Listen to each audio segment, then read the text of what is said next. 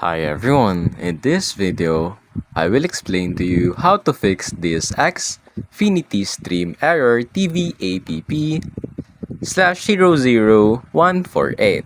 So step 1, restart your device. Power cycle your TV, modem, and router.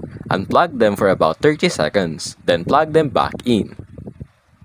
Restart the Xfinity stream app by closing and reopening the app to refresh its session. Next step is check your internet connection. Test your connection speed. Ensure it meets the minimum requirements for the streaming. Now switch to a wired connection if possible. Connect your device directly to the router using an Ethernet cable for a more stable connection. Step 3 is to update the software and firmware. Update your Samsung TV's firmware. Navigate to Settings, Support, Software Update, and Update Now. Now, update the Xfinity Stream app. Ensure you're using the latest version of the app. And last step, if all of these steps didn't work, simply contact Xfinity Support.